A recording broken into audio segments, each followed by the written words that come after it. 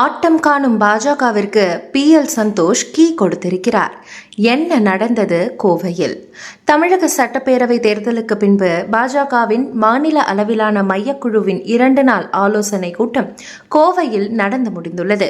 பாஜகவின் தேசிய அமைப்பு பொதுச் செயலாளர் PL சந்தோஷ் தலைமை வகித்த இந்த கூட்டத்தில் பாஜக மாநில தலைவர் நயினா நாகேந்திரன், தமிழக மேலிட பொறுப்பாளர் அரவிந்த் மேனன், முன்னாள் தலைவர்கள் தமிழிசை, மத்திய இணையமைச்சர் எல் முருகன் உள்ளிட்ட பலர் பங்கேற்றனர்.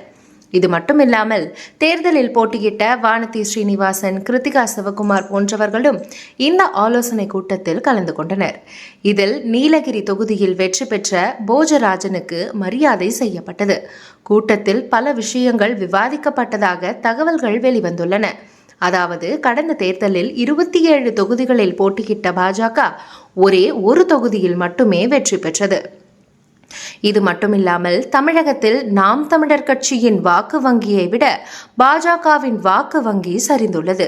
தேசிய அளவில் பல மாநிலங்களை ஆட்சி செய்யும் பாஜக தமிழகத்தில் மட்டும் ஒற்றை இலக்க வாக்கு வங்கியை தாண்டுவதற்கு ஏன் இத்தனை சிரமம் என டெல்லி அதிர்ச்சி அடைந்துதான் PL சந்தோஷை இந்த மாதத்தில் மட்டும் 2 முறை தமிழகம் அனுப்பியுள்ளதாக தகவல்கள் தெரிவிக்கின்றன. கூட்டத்தில் என்ன நடந்தது என சில நிர்வாகிகளிடம் விசாரித்தோம். அதில் மாநில தலைவர் மற்றும் மாநிலத்தின் முக்கிய நிர்வாகிகளுக்கு PL சந்தோஷ் சார்பில் செம்ம டோஸ் விடப்பட்டதாகவும், இளைஞர்கள் ஆட்சியை பிடித்தார்கள் என கூறிக்கொண்டிருக்கிறீர்களே, ஏன் நம் கட்சியில் இளைஞர்கள் இல்லையா? ஏன் நம் கட்சியில் அவர்களை முன்னிறுத்தவில்லை? இளைஞர்கள்தான் அரசியல் எதிர்காலம் என தமிழகத்தில் ஆட்சி மாற்றம் ஏற்பட்டுள்ளது தெரிகிறது. மக்கள் மனநிலை மாறிவிட்டது. நம் கட்சியில் ஏன் இளைஞர்களை கவர்வதற்கான வழிமுறைகள் இல்லையா?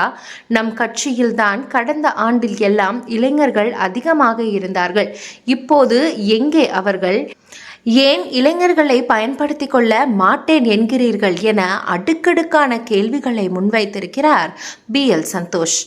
இது மட்டுமில்லாமல் அடுத்து வரக்கூடிய உள்ளாட்சி தேர்தல், 2029 நாடாளுமன்ற தேர்தல் என 2 தேர்தல்களும் தமிழக பாஜகவிற்கு முக்கியமானவை. என்ன செய்வீர்களோ ஏது செய்வீர்களோ தெரியாது. அதற்குள் தமிழக பாஜக இன்னும் பலமடைய வேண்டும், கட்சியை வலுப்படுத்த வேண்டும் என கராராக கூறிவிட்டு சென்றாராம். இது மட்டுமில்லாமல் இன்னும் ஒரே ஒரு மாதத்திற்குள் தமிழக பாஜகவில் பல மாற்றங்கள் வரும் எனவும் எதிர்பார்க்கப்படுவதாக சில கமலாலய வட்டாரங்கள் தகவல்கள் தெரிவிக்கின்றன. பாஜகவின் இந்த சரிவுக்கு காரணம் என்னவாக இருக்கும் என்பது குறித்து உங்களது கருத்துக்களை கமெண்டில் சொல்லுங்க. இது போன்ற இன்ட்ரெஸ்டிங்கான பொலிட்டிக்கல் அப்டேட்களை உடனுக்குடன் தெரிந்து கொள்ள ஸ்கிரீன் TN சேனலை ஃபாலோ பண்ணுங்க.